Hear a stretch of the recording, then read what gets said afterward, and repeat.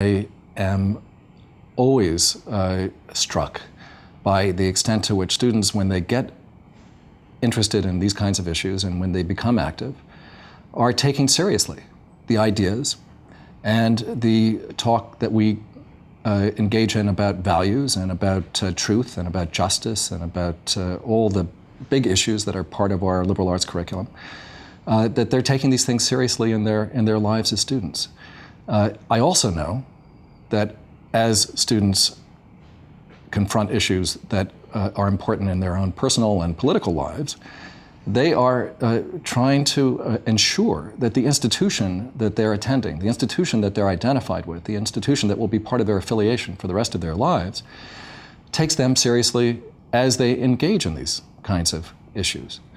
So for me, in part, it's about walking the walk. It's about taking seriously what we teach in the classroom and taking on the responsibilities that we as administrators have to engage students about the things they care deeply about. At Columbia, we've had serious controversies around issues having to do not just with Middle East politics, but in fact with the teaching of Middle East studies. And so the first and most important thing that I bring to these kinds of occasions is the need to accord every participant the maximum respect possible. But then, of course, to try to find ways to establish the grounds of dialogue.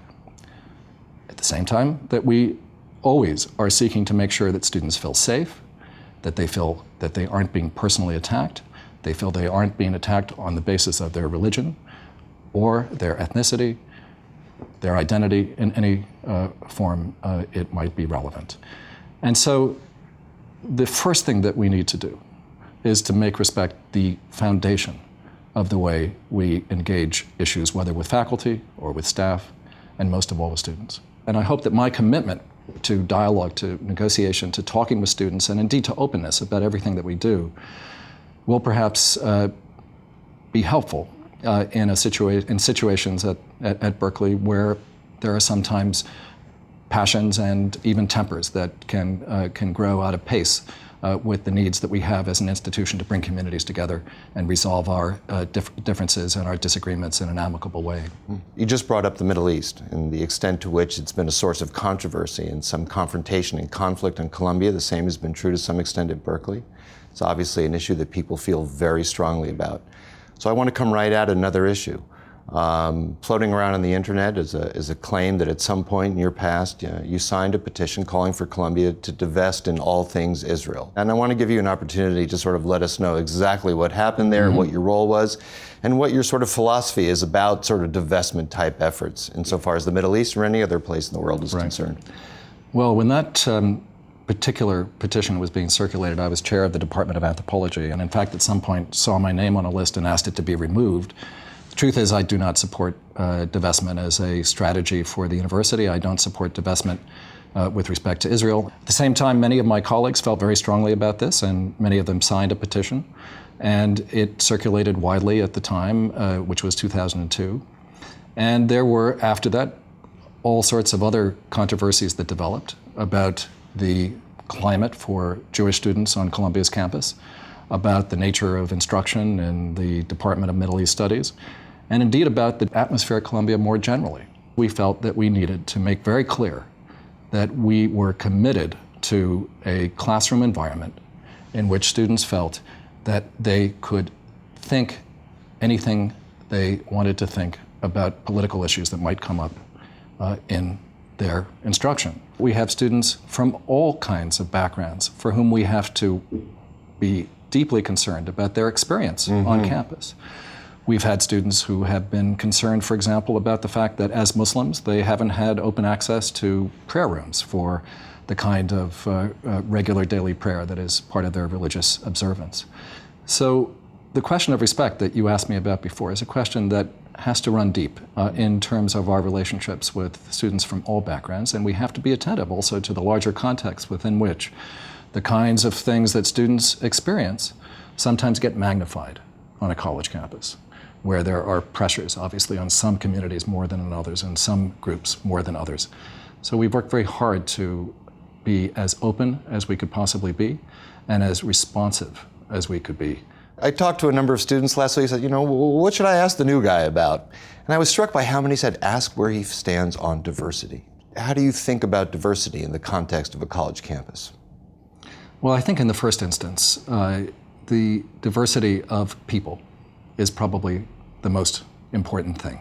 One of the great things about many American universities, certainly the University of California and indisputably the University of California at Berkeley, is the mix of people who are there as students, as staff, as faculty, and indeed the mix that's represented in the vast alumni body of the university.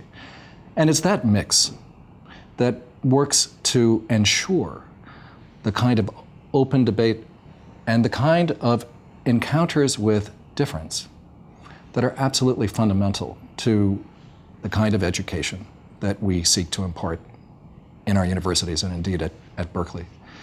Having said that, I think diversity is important at every level, and it's something about which one can never actually say, okay, we've done this, we've had a diversity initiative, we have these statistics in terms of our student body, we have this kind of representation in terms of our faculty, and think that's enough. It's not. At Columbia, we have engaged in a number of different diversity initiatives.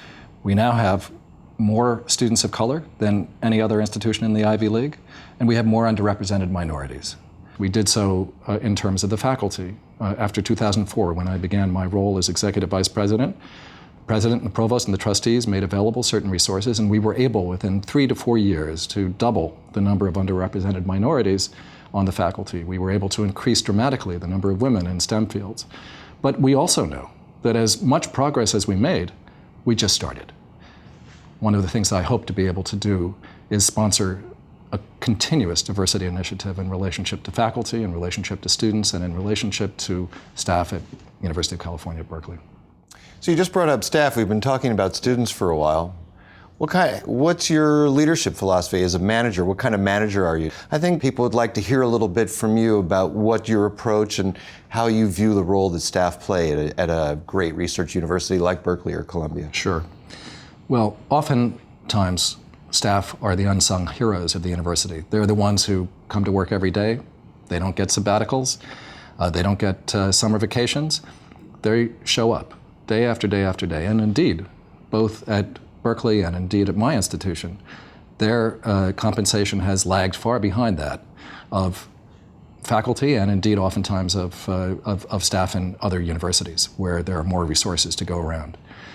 And this can create huge morale issues that, combined with the recognition of the role that they play, can undermine the fabric of the way in which staff approach their work in the university.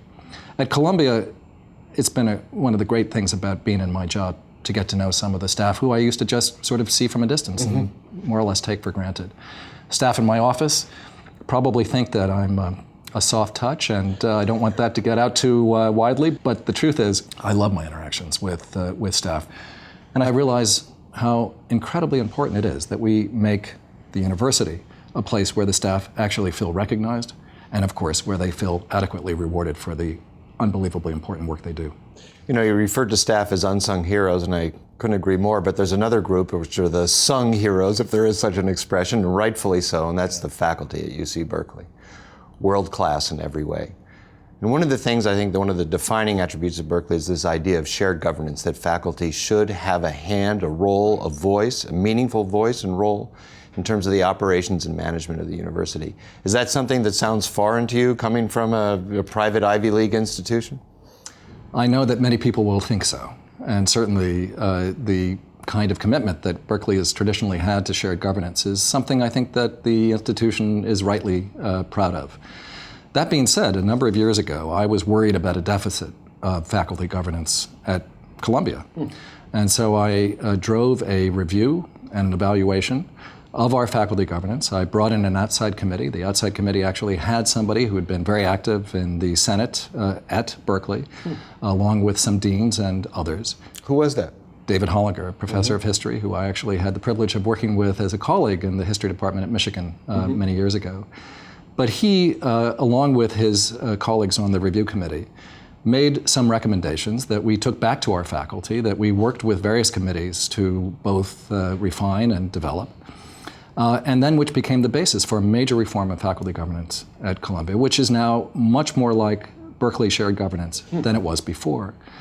And I've found it to be really transformative in the way in which my relationship with faculty is conducted on a regular basis, and the way in which the business of our office has now become open to both the advice and the regular scrutiny of standing faculty committees who have the kind of data, the information, the context and background to participate in the decisions that we make.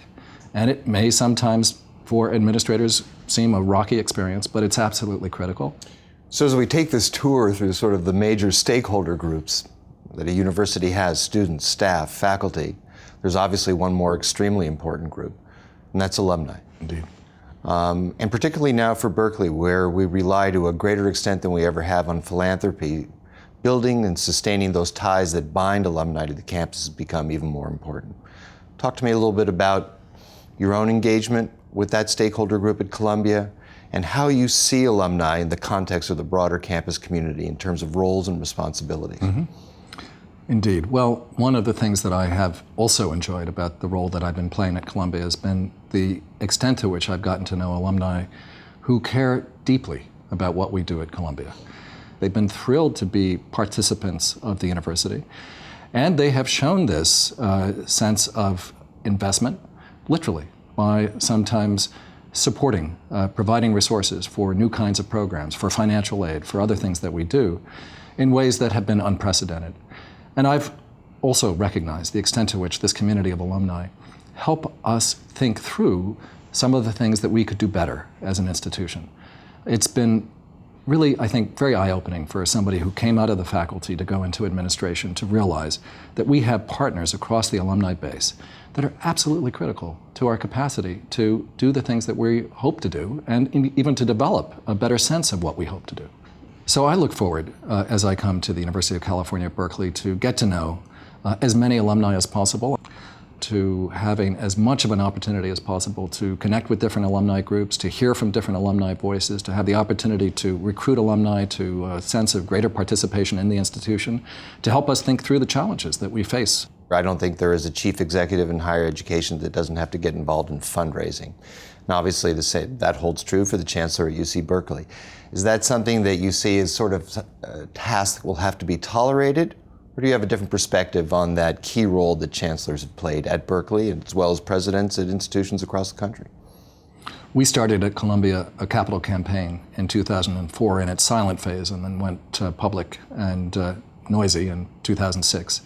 And in this campaign, we have had unprecedented success in raising funds across the institution. We started off with a target, again, one of the highest targets in the history of American higher education, of $4 billion. We're now closing in on $6 billion. And I've learned during this whole process that fundraising is an extraordinary opportunity to connect with people and provide opportunities for them to support things about which we share a deep and common commitment.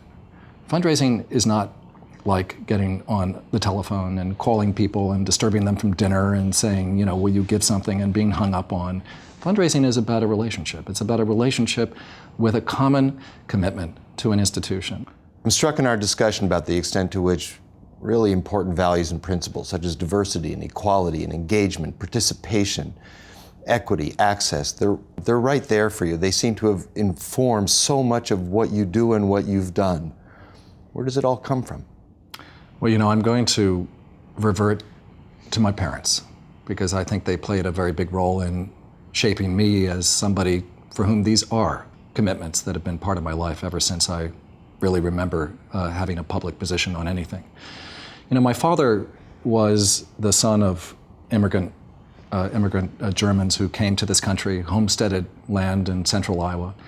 He grew up on a farm, unable to speak English until he went to school, and he only left the farm because he had a very bad heart, which meant that he couldn't be a farmer. He went to college to become a minister. It was the only thing that was understood as a possible thing to do outside of farming at that time.